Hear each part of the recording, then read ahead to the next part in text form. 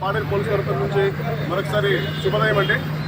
ఈరోజు అంతర్జాతీయ anti drug day June 26 సందర్భంగా మా ఏఎస్ఆర్ డిస్ట్రిక్ట్ ఎస్పీ గారు తుహిన్ సిన్హా సార్ ఐపీఎస్ మరియు మా ఏఎస్పీ గారు ధీరజ్ సార్ ఐపీఎస్ వారి ఆదేశాల మేరకు ఈరోజు ఈ 2K రన్ అనేది పిల్లలతో స్టూడెంట్స్తో మరియు మా సిబ్బంది అందరం కలిసి చేయడం జరిగింది. ముఖ్యంగా ఇది ఎందుకు చేసామంటే డ్రగ్స్ అనేవి ఈ మధ్యన బాగా పెరుగుతున్నాయి. మన ఏరియాలో అయితే గాంజాయి ఆల్మోస్ట్ ఆల్ 95% వరకు నివారించినప్పటికీ పక్క నుంచి మనకి యాక్సెస్ ఉండడం వల్ల పక్కనున్న స్టేట్స్ నుంచి రావడం జరుగుతుంది.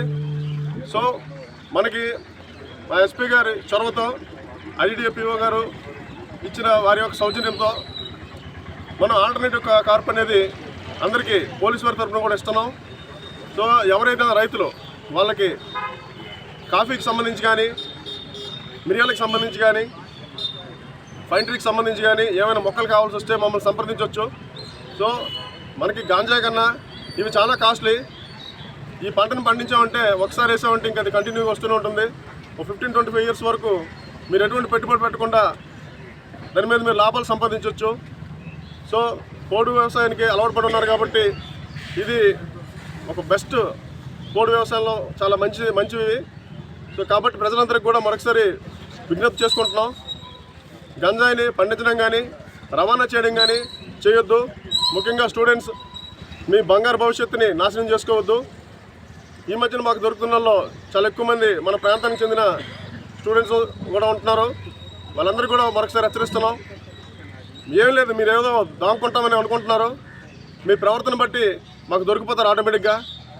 ఎందుకంటే అన్యాయంగా అక్రమంగా సంపాదించిన డబ్బుల్ని వెంటనే మనం ఖర్చు పెట్టాలి, విలాసాలకు వెళ్ళాలని చెప్పి మీరు కాస్ట్లీ బైక్లు వేసుకొని తిరుగుతున్నారు. ఇక్కడ అబ్జర్వ్ చేస్తున్నాం.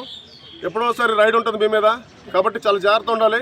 ముందు మీరు ఈ అసాంఘిక చర్యలు మానుకొని చక్కగా గవర్నమెంట్ మనకిచ్చిన ఉపాధి అవకాశాలని చూసుకోవాలని అందరికీ విజ్ఞప్తి చేస్తున్నాం.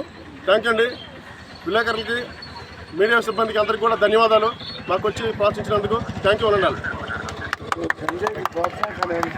3-1-2-0 ఈ నెంబర్కి మీరు కాంటాక్ట్ చేసి మాకు చెప్పినట్టయితే సమాచారం ఇచ్చినట్టయితే మేము వాళ్ళని గోప్యంగా ఉంచుతాం.